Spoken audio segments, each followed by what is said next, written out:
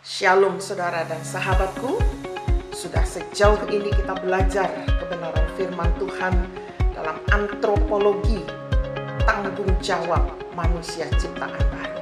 Kita belajar asal usul manusia ciptaan baru dan kemudian hak-hak manusia ciptaan baru, dan sekarang kita masuk tanggung jawab manusia ciptaan baru.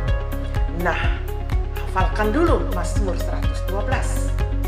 Haleluya. Berbahagialah orang yang takut akan Tuhan dan yang sangat suka akan segala perintahnya. Anak cucunya akan perkasa di bumi, angkatan orang benar akan diberkati. Harta dan kekayaan ada di dalam rumahnya, kebajikannya tetap turut untuk selamanya. Dari dalam gelap terbit terang bagi orang yang benar, pengasih dan penyayang orang yang adil, mujur orang yang menaruh belas kasihan dan yang memberi pinjaman, yang melakukan urusannya dengan sewajarnya, sebab dia takkan goyah untuk selama-lamanya. Orang benar itu akan diingat untuk selama-lamanya. Ia tidak takut kepada kabar celaka, hatinya tetap penuh kepercayaan kepada Tuhan. Hatinya teguh, ia tidak takut sehingga ia memandang rendah para lawan-lawannya. Ia membagi-bagikan, ia memberikan kepada orang miskin. Kebajikannya tetap untuk selama-lamanya. Tanduknya meninggi dalam kemuliaan. Orang fasik melihatnya lalu sakit hati.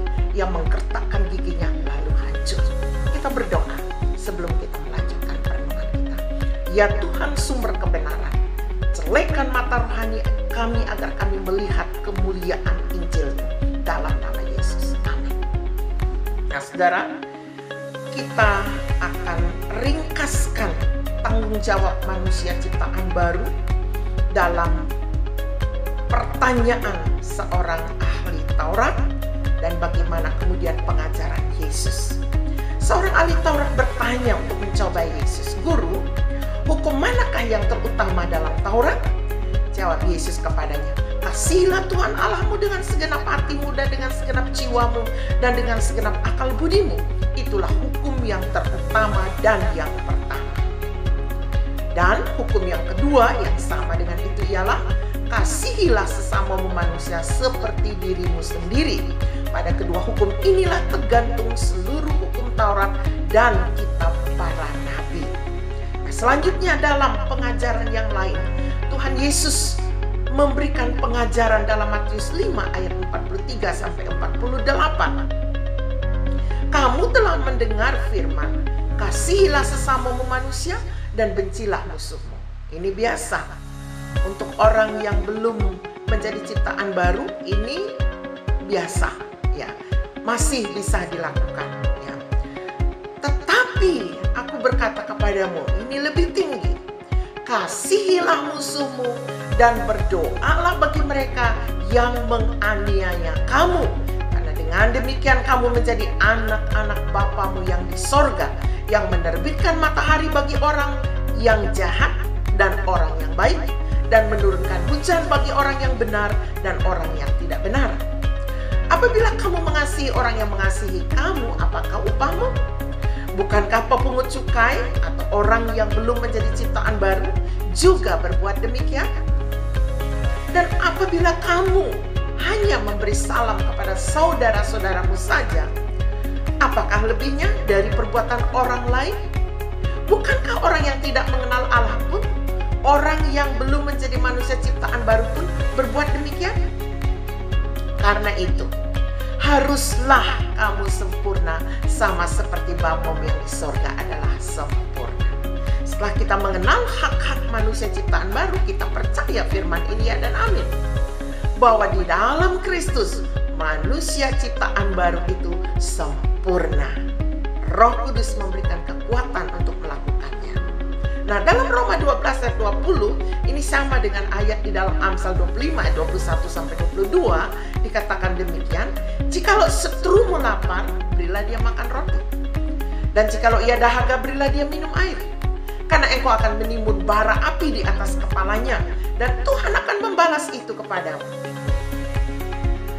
Nah, saudara, dari sejak awal penciptaan tampak bahwa Allah sangat senang bercakap-cakap dan bersahabat dengan manusia sebagai puncak dari seluruh ciptaannya. Sangat nyata pula ketika Adam dan Hawa di Taman Eden. Allah selalu datang ke taman itu mengunjungi mereka. bersahabat dan bercakap-cakap dengan manusia yang adalah puncak dari seluruh ciptaannya. Bahkan kita dapat melihat sejarah pemilihan Abraham. Kita melihat jejak-jejak ini. Abraham sebagai bapa orang beriman dipilih Allah, dan Abraham diminta keluar dari negerinya, dari sanak saudaranya, dari rumah ayahnya, pergi ke negeri yang Tuhan akan tunjukkan dan disertai dengan sekian banyak berkat. Ujung-ujungnya adalah untuk menegakkan bagi Allah suatu umat yang beribadah dan menyembah Allah yang hidup dan yang benar. Masih ingat ketika Allah mengeluarkan Israel dari perbudakan Mesir? Mereka dilepaskan dari perbudakan hanya untuk melaksanakan ibadahnya. Sampai 10 tulah Allah harus turunkan di Mesir. Barulah Raja Mesir itu melepaskan mereka pergi. Dan bait Allah didirikan itu adalah simbol tempat Israel beribadah dengan segala macam ruangannya yang khusus dan segala ornamen khusus yang ada di sana. Saudaraku, di dalam perjanjian baru, Yesus menjadi Adam yang terakhir, di mana di dalam Dia semua manusia yang percaya dan menerima Dia diciptakan ulang menjadi manusia baru, menjadi ciptaan baru, dan itu adalah buah sulung dari semua ciptaan yang lainnya. Sasarannya adalah agar manusia ciptaan baru ini menyembah Allah yang benar, satu-satunya Allah yang benar, dan mengenal Yesus Kristus yang telah diutus. Dan setiap penyembah ini dimeteraikan oleh Roh Kudus. Setiap manusia ciptaan baru ini dimeteraikan oleh Roh Kudus, yaitu pribadi ketiga dari Tritunggal.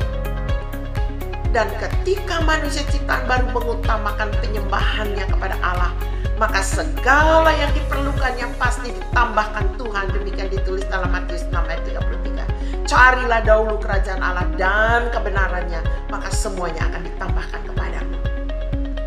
Bahkan Roh Kudus, pribadi ketiga dari Tritunggal, diam di dalam tubuh manusia ciptaan baru. Kalau saya pakai istilah, nongkrongin manusia ciptaan baru ini terus-menerus. Untuk apa? Memberikan tuntunan, memberikan arahan agar manusia ciptaan baru ini beribadah kepada Allah dalam roh dan kebenaran. Hanya manusia ciptaan baru yang mampu melaksanakan ibadah yang berkenan kepada Allah. Dan memang ibadah itu membawa keuntungan besar bila disertai rasa cukup. Demikian ditulis di dalam firman Tuhan. Tubuh manusia ciptaan baru harus dipersembahkan kepada Allah menjadi korban yang hidup, yang kudus, dan yang berkenan kepada Allah. Itu adalah ibadahnya yang sejati. Akal budinya harus diperbaharui setiap hari oleh firman Allah. Tuhan katakan, manusia ciptaan baru itu tidak hanya hidup dari roti, tapi dari setiap firman. Tujuannya di mana? Ini dia. Akal budinya harus diperbaharui oleh firman sehingga dapat mengenal kehendak Allah yang baik, yang berkenan dan sempurna. Roma 12 ayat 1 dan 2. Dalam penciptaan manusia baru, kerinduan Allah untuk bersekutu, bersahabat dengan manusia tetap sama seperti Ia datang di Taman Eden. Dan hanya manusia ciptaan baru yang dapat datang ke hadirat Allah oleh dorongan Roh Kudus melalui Yesus Kristus. Jadi, Tritunggal benar-benar berperan dalam seluruh hidup penyembahan manusia baru. Dalam proses penciptaan manusia baru, Allah Bapa utus anaknya ke dunia, yaitu Yesus Kristus, lahir, mati, dan bangkit naik ke surga. Ini semua menuntaskan pengampunan dosa penebusan. Sehingga manusia ciptaan baru mungkin, sangat mungkin diciptakan dalam kebenaran dan kekudusan yang sesungguhnya. Lalu Roh Kudus, pribadi ketiga, memeteraikan setiap manusia ciptaan baru serta mendiami sampai selesai masanya ia di bumi dan akan berjumpa dengan Tuhan dalam kekekalan selamanya. Saudara lihat, peran pribadi Tritunggal luar biasa. Jadi, yakini benar-benar bahwa saudara sudah menjadi manusia ciptaan baru. Tanggung jawabmu besar. Hari Minggu adalah hari manusia ciptaan baru beribadah raya di gereja atau di dalam institusi ilahi kedua yang Allah ciptakan. Atau boleh ibadah online di rumah bersama keluarga di masa pandemik seperti ini. Berkatnya dalam Yesaya 58 ayat 13-14 dikatakan, kesukaan, akan memberikan mereka kereta kemenangan, melintasi puncak-puncak bukit di bumi, akan mengirimkan makanan dari milik pusakayaku. Apabila kita tahu menghormati hari Tuhan yang Tuhan sudah siapkan. Dan setiap kali kita beribadah, Ia sudah sediakan berkat-berkatnya seperti dituliskan.